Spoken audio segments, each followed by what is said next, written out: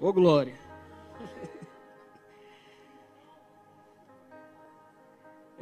Eu queria que você fosse abrindo a sua Bíblia aí, Mateus capítulo 3. Mateus capítulo 3. Antes de ler o texto, eu queria fazer uma pergunta para vocês. Um dos maiores enigmas e questões da humanidade ainda não resolvido até hoje. Uma pergunta que não quer calar. Por que a galinha atravessou a rua?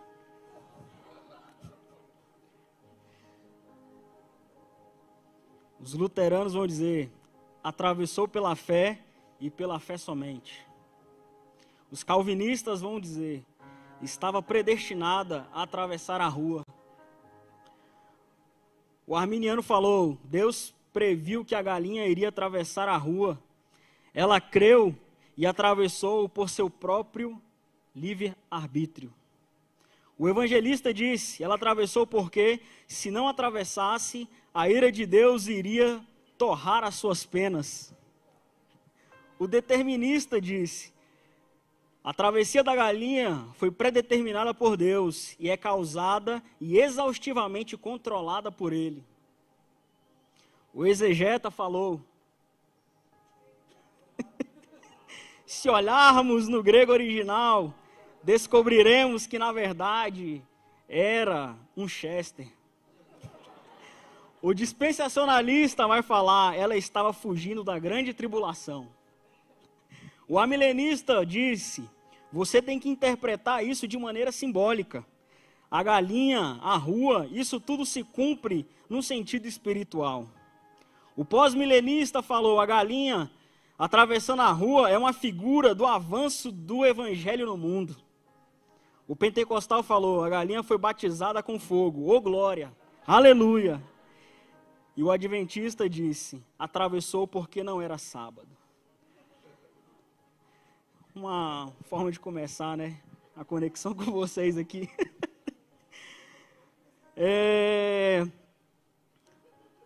Vocês acharam aí, né? Mateus capítulo 3. Vamos lá. Naqueles dias surgiu João Batista, pregando no deserto da Judéia.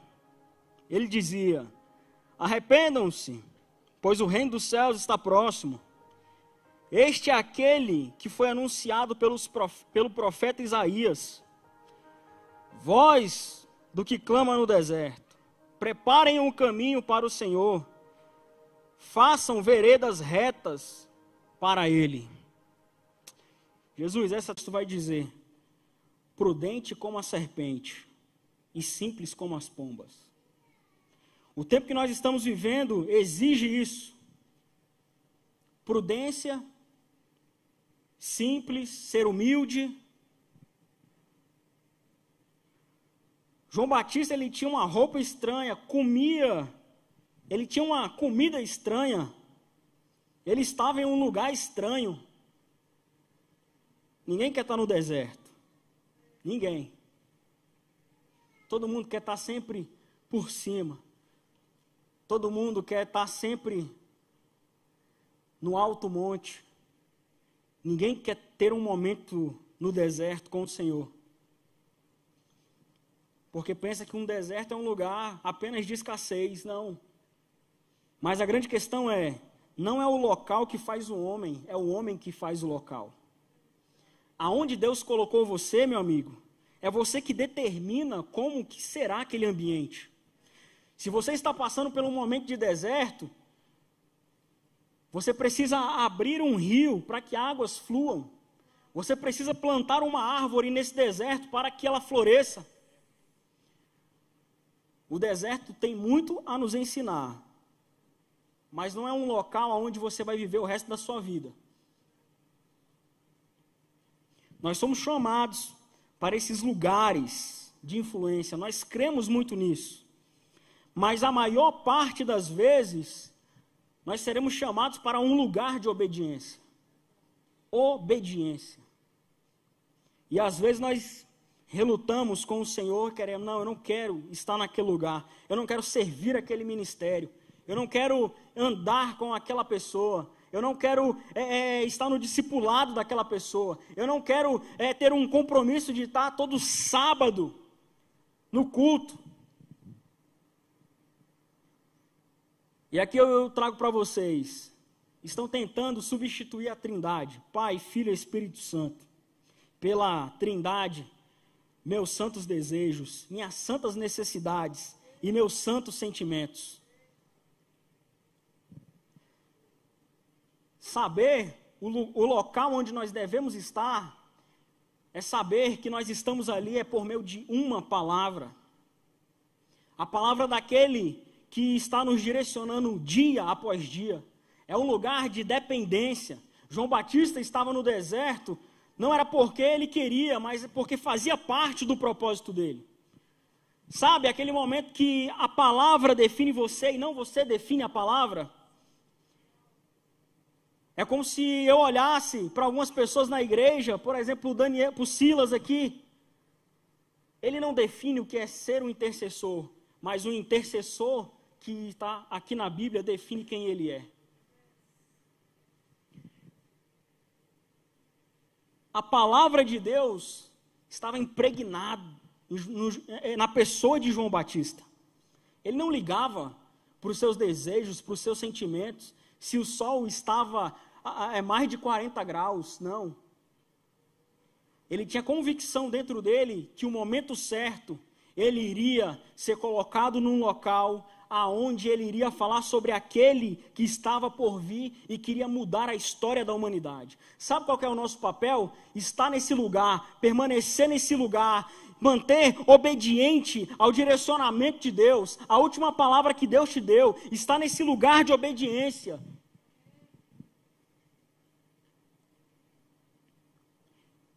Isso significa muitas coisas, que nós estaremos em lugares e em ocasiões que não são de nossa preferência. Por muitas das vezes você não vai querer estar aqui, mas você sabe do seu chamado, do seu propósito. E é o que diz lá em Colossenses capítulo 3, versículo 23, dê o seu melhor aonde Deus te colocou. Tudo o que fizerem, façam de todo o coração, como para o Senhor.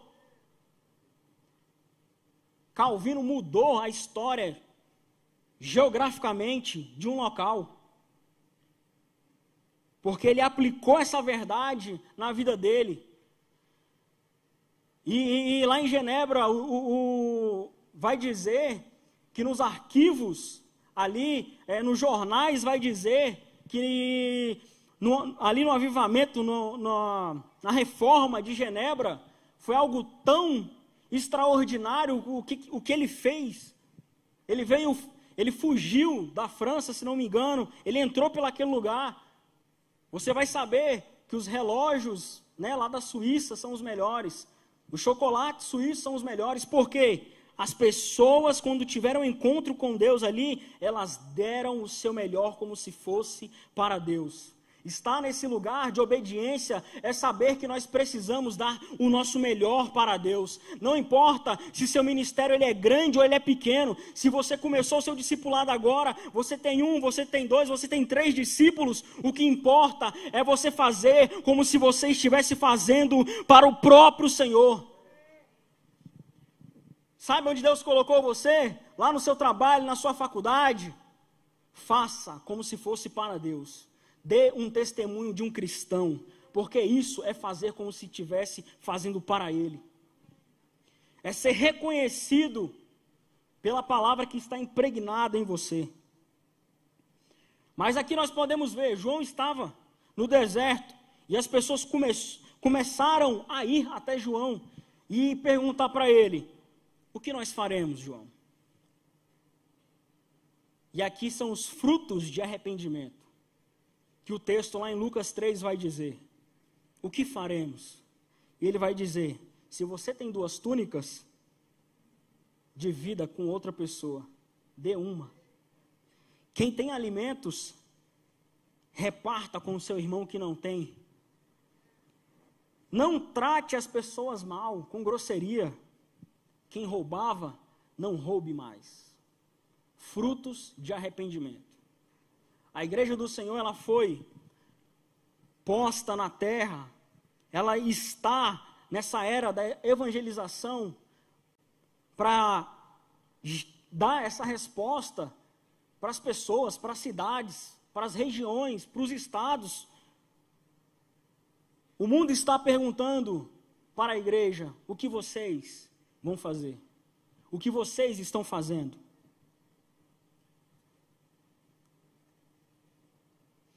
Isso vai muito de encontro a um chamado pastoral. Tomar conta de pessoas. E pastorear é aprender a habitar na dor das pessoas. É você olhar para as pessoas e eu entendo o que está acontecendo. Eu me importo com você. Pastorear, cuidar, está totalmente ligado ao chamado da igreja.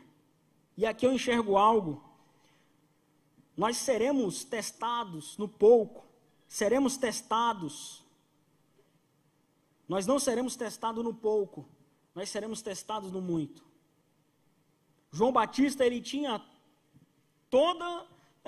todo motivo para ver aquelas pessoas indo até ele. Nossa, quantas pessoas estão vindo aqui me ouvir? Quantas pessoas estão vindo batizar aqui comigo? Ele tinha todos os motivos do mundo.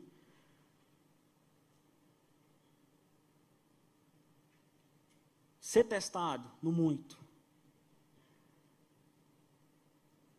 Mas eu acho que João Batista, ele tinha o pensamento: quanto mais gente, menos verdade nesse local. Já viu? Quanto mais gente, às vezes, menos verdade está sendo ministrado. E um deserto é esse local onde nem todos querem estar ali. Mas existe verdade do Senhor também nesse lugar. A maior prova do caráter é você ser humilde. O segredo é não se perder no caminho. Jesus, quando ele foi para o deserto, ele foi tentado.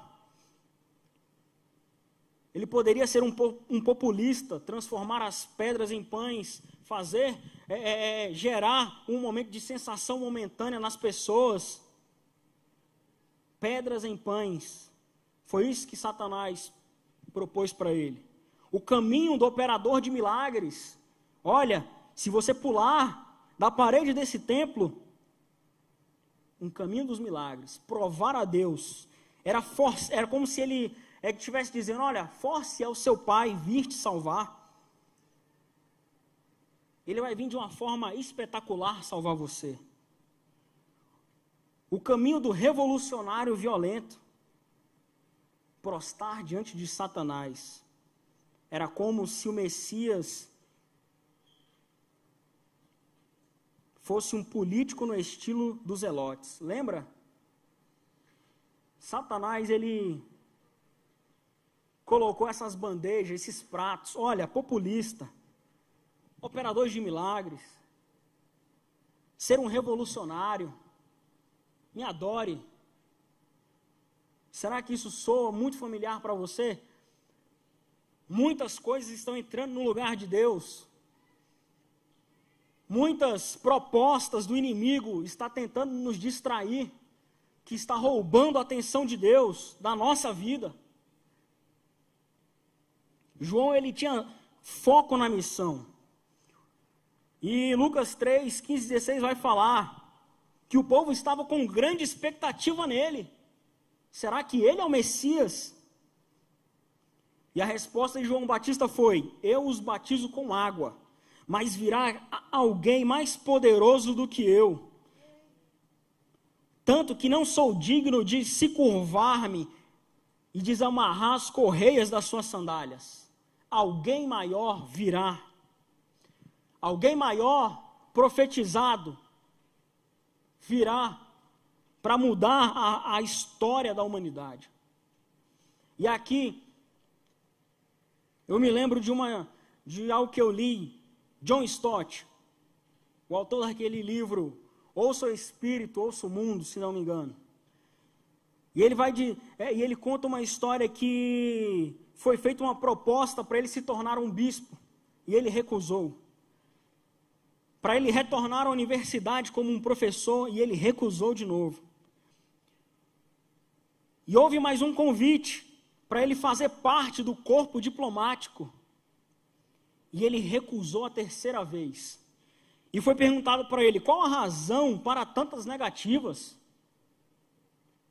E ele respondeu, eu fui chamado para ser pastor, eu só quero me ocupar em pregar bem, fazer o melhor. Aonde você está, fazer o melhor, se ocupe com isso, em fazer com excelência, honrar as pessoas que estão próximo de você, honrar a Deus em primeiro lugar, é não ficar distraído com as propostas do inimigo, de Satanás.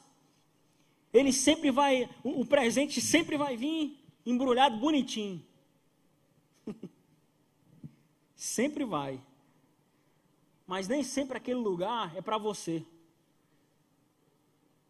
Nem sempre aquela porta de emprego é para você. Só por questões financeiras. Nem sempre arrumar uma aliança com uma pessoa vai ser bom para você.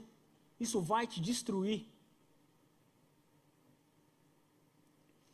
Eu consigo ver também um chamado na vida de João Batista para ser um nazireu. Ser separado. Ele estava separado. João Batista foi separado. Eu não sei se você concorda comigo, mas ser criado no deserto, comer gafanhoto, mel silvestre, meu amigo, é ter convicção para a missão que foi chamado.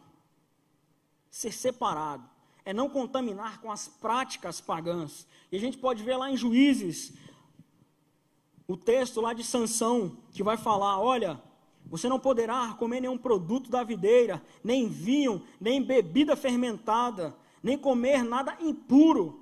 Terá que obedecer a tudo o que Deus mandar. Não se envolver com magia, não se envolver com os mortos. É como, traduzindo para os dias de hoje, olha, é você ser mais santo, porque Deus ele é santo. É você ter o coração limpo e as mãos puras. Mãos limpas e coração puro. Santo. João Batista entendia que para aquele momento ele precisava estar santo, purificado, mesmo sem conhecer pessoalmente o Messias. Jesus não havia iniciado seu ministério, mas eu preciso ser o que a Bíblia diz que eu tenho que ser. Não é o que o mundo está dizendo para mim ser. Não é o que o mundo está dizendo a respeito de ser homem ou mulher. Mas o padrão é dizer que só existe duas classes para o ser humano. É homem e mulher. É macho e fêmea. É algo tão básico. Mas que por muitas das vezes nós negamos no fogo cruzado. Negamos nossos princípios. Nós esquecemos que nós fomos separados por Deus para pregar o seu evangelho. Nós nos envolvemos em situações que não tem nada a ver com o nosso propósito. É estar distraído. Nazireu. A característica do nazireu era não passar a navalha. A gente pode lembrar também do profeta Samuel. A destruição de Sansão foi confiar nas pessoas erradas. A alimentação simples, jejum, o seu alimento era gafanhoto, mel silvestre. Você consegue imaginar como que João Batista ele vivia no deserto? Como que ele era, a sua feição? Comer mel, gafanhoto. Você consegue? Uma vida simples de jejum e oração é algo relevante para esse tempo. Mas João Batista, ele tinha convicção que ele foi chamado para pregar a palavra. 2 Timóteo vai falar, lá no capítulo 4, na presença de Deus e de Cristo Jesus, que há de julgar os vivos e os mortos, por sua manifestação e por seu reino, eu exorto solenemente, pregue a palavra, faça a obra de um evangelista, faça a obra de um profeta, faça a obra de um pastor, pregue a mensagem, fale de mim, não perca uma oportunidade sequer. Tenha consciência do propósito na sua vida, não importa nada, não importa ter riquezas, carros, casas, se o que mais importa não está na sua vida, que a presença de Deus, é ter uma intimidade com Ele, é saber que não importa o tempo em nenhum momento, mas é saber que Ele está com você até os últimos dias da sua vida.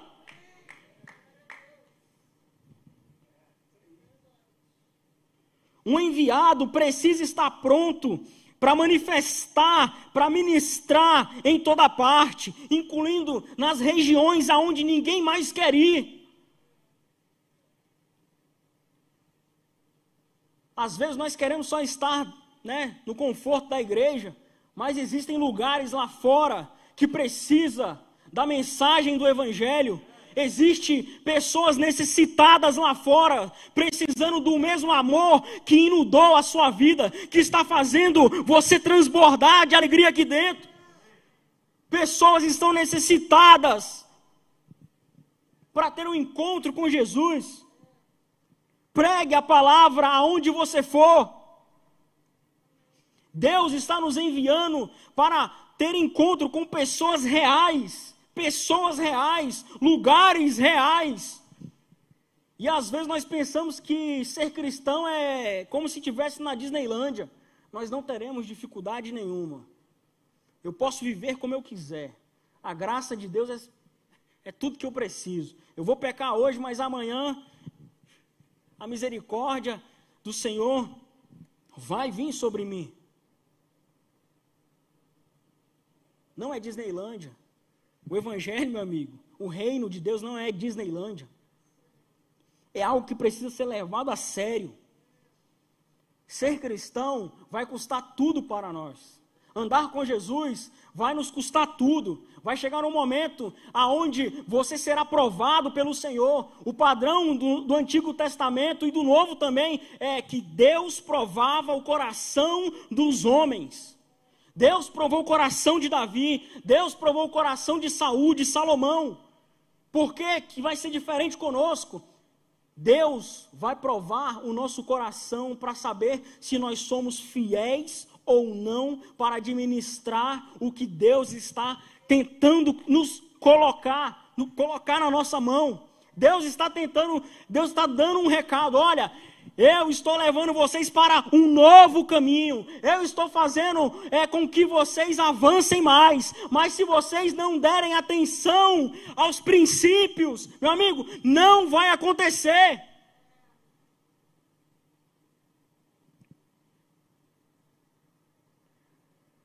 É cair na falsa expectativa, que viver como por muitas das vezes nós estamos, vai acontecer algo novo. Não. É saber que nós vamos precisar ter atitudes novas.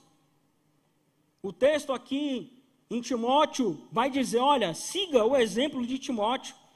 Nós devemos estar preparados para qualquer ocasião, favorável ou não, pregar a mensagem.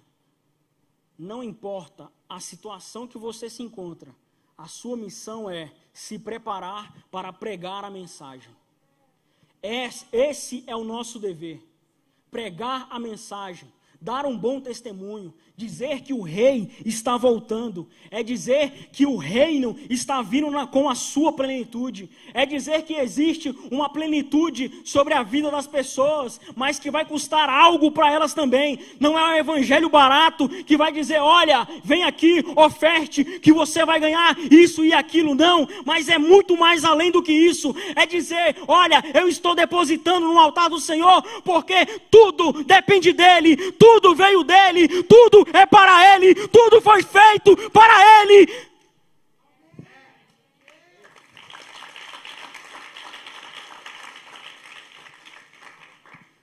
Nós fomos chamados para perseverar, mantendo a sobriedade em todas as situações. Não é ficar que nem um doido. Meu Deus, que turbulência é essa, Senhor? Perder o foco. Procurar as pessoas erradas em busca de uma palavra. O medo de sofrer. O medo da rejeição. O medo da aflição, o medo do abandono. Deus quer tratar isso dentro do nosso coração. Mas você precisa entender aonde Deus quer te levar para tratar isso. Deus quer preparar o seu coração. Deus quer impulsionar você. Deus está dizendo, olha, o seu futuro, ele é poderoso, ele é glorioso, está escrito aqui, mas você precisa saber que é uma escada, é um processo, é algo dia após dia. Andar com o Senhor é algo dia após dia, lado a lado. Por muitas das vezes nós estamos parecendo que nós estamos no caminho de Emaús, nós não estamos reconhecendo quem está conosco, a nossa visão está tampada, mas sabe o que está acontecendo? A mensagem dessa noite é dizer, olha, você não é mais cego, porque Deus já limpou os seus olhos, Deus já abriu os seus ouvidos, Deus está com você no seu caminho.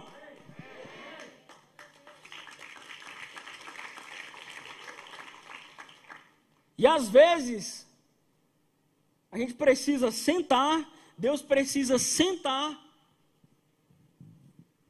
e no partir do pão se revelar. Porque você não foi capaz de entender que Deus está andando com você.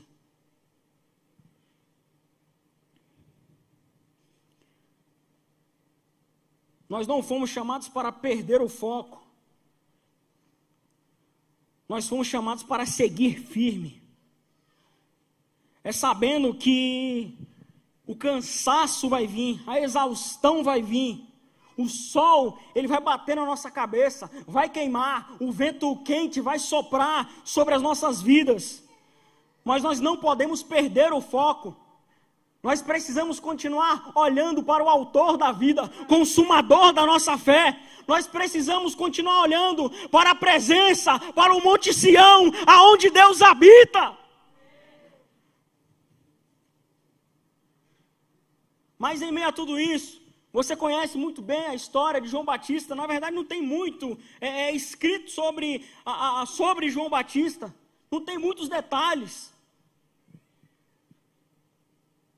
Mas sabe o que eu achei interessante? Que quando Jesus ele é batizado por João Batista, sabe qual era a mensagem de Jesus? Sabe qual foi a primeira mensagem de Jesus? Qual que era a máxima de Jesus? Qual que é a máxima do reino? Você sabe me responder? Você pode ver lá em Mateus capítulo 4, versículo 17. Desde então, começou Jesus a pregar e a dizer, arrependei-vos, porque é chegado o reino dos céus. Arrependei-vos, porque é chegado um novo tempo sobre a sua vida. Arrependei-vos, tem de bom ânimo, porque eu estou com você todos os dias da sua vida. Arrependei-vos, porque eu estou transformando a sua vida dia após dia. Arrependei-vos, porque você está cada dia mais parecido comigo. Arrependei-vos, porque você está cada dia mais santo, mais puro, mais preparado para esse grande derramar do Espírito Santo, para essa grande manifestação da igreja. Arrependei-vos, porque Jesus está no meio do seu povo. Essa era a mensagem. Eu queria que vocês se colocassem de pé.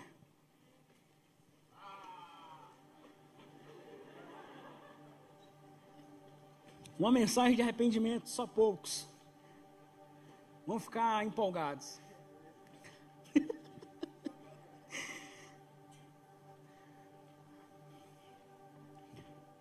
Quantos sentem que Deus ele está tentando dizer para nós, já há vários dias, que a gente precisa tomar uma decisão mais séria na nossa vida?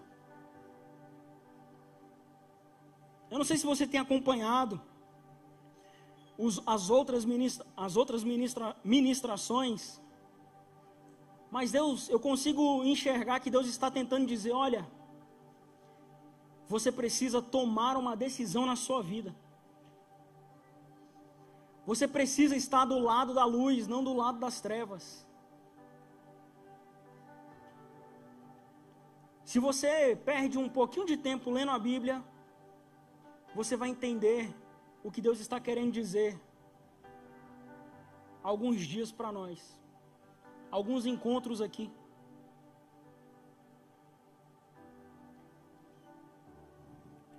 E aqui eu quero trazer uma parábola.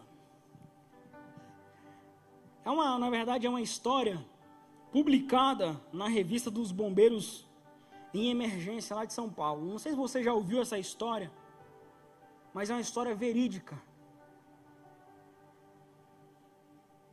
Uma mãe estava com um filho no hospital e ele estava num estado avançado de leucemia. E o desejo de toda mãe é ver o seu filho crescer. O desejo de todo pai é ver seu filho crescer.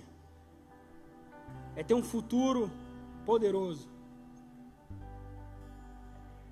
Mas ali naquela situação, a mãe perguntou para o seu filho, ali naquele leito: meu filho, o que você gostaria de ser quando crescer?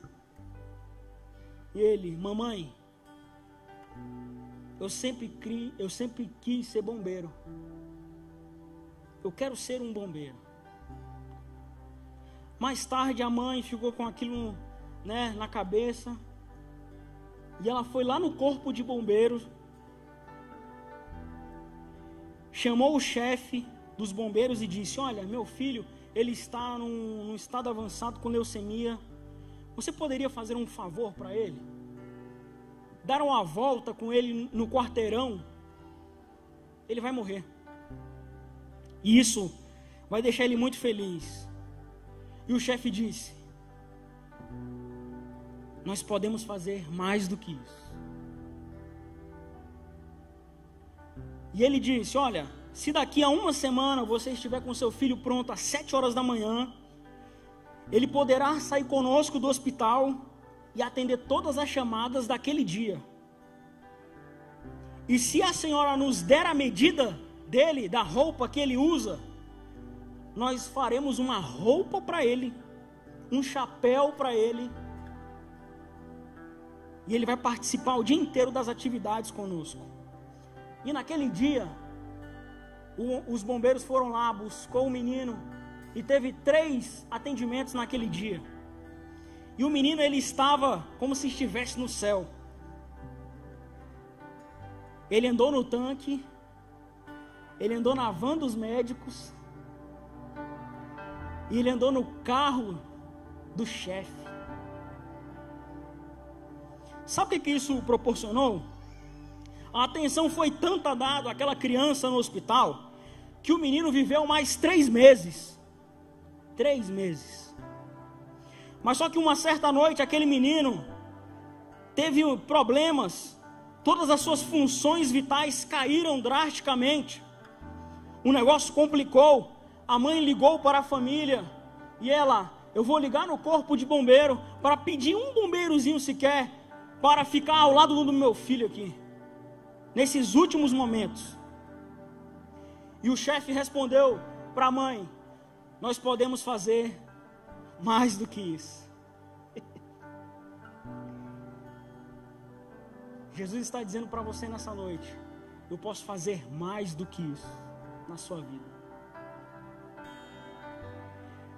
E o chefe disse: olha, quando vocês ouvirem as sirenes tocando, diga, avise o hospital que não é nenhum incêndio, não é nenhum problema, mas se trata de uma visita do corpo de bombeiro a um de seus mais importantes integrantes.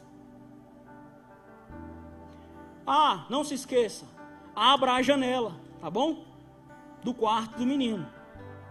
Pouco tempo depois, os bombeiros chegaram, colocaram a escada e subiram não apenas um bombeiro, subiu 16 bombeiros.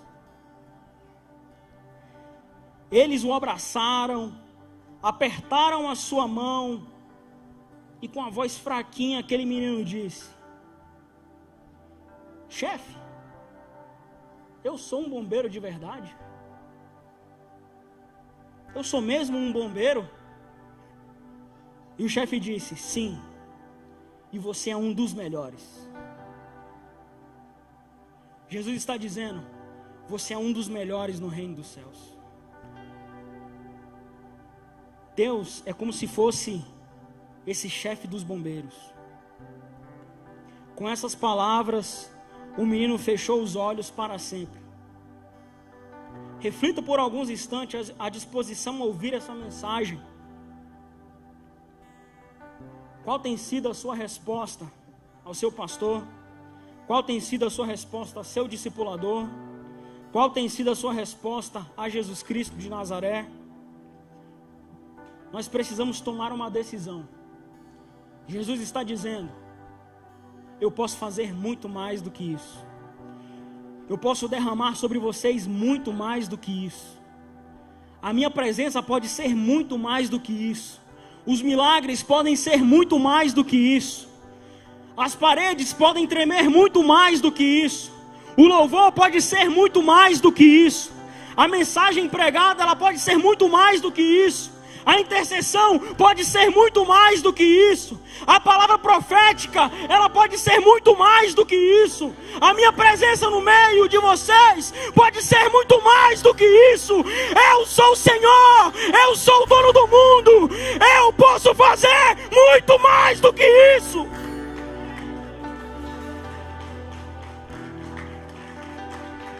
Jesus quer fazer muito mais do que isso.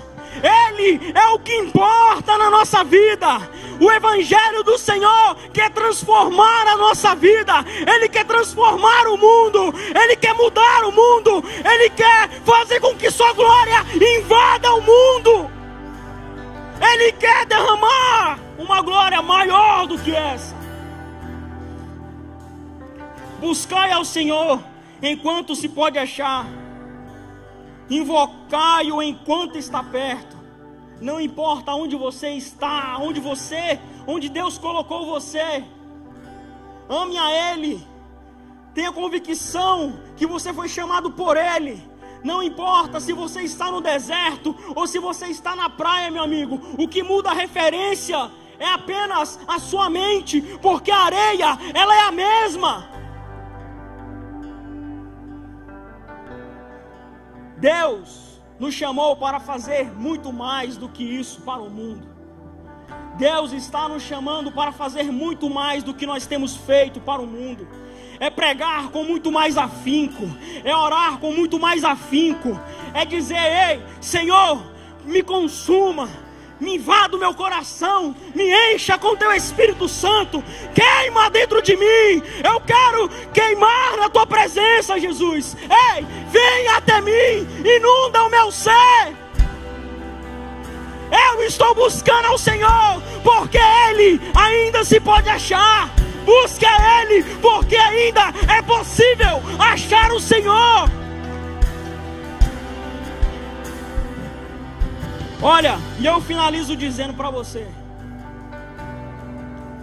pior do que você querer fazer e não poder, é você poder fazer e não querer.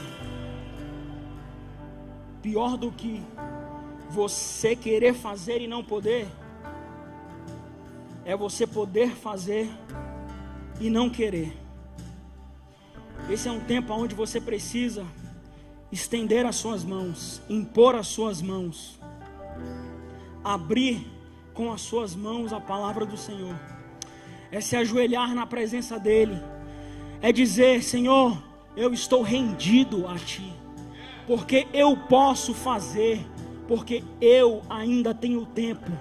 é melhor do que eu não poder fazer. Mas Jesus está dizendo para nós nessa noite: olha, faça, se derrame na minha presença, me busque. A dinâmica do reino é: me busque, porque eu estou vindo de encontro a vocês. A minha presença, ela está vindo de encontro a vocês. Será que você pode se alegrar nessa noite? Comece a adorar Ele em nome de Jesus. Faça alguma coisa no seu lugar. Busque ao Senhor. Se derrame na presença dEle. Diga para Ele o quanto você é apaixonado por Ele. Diga para Ele o quanto você está disposto a queimar no reino por Ele. Ei, em nome de Jesus, adore a Ele.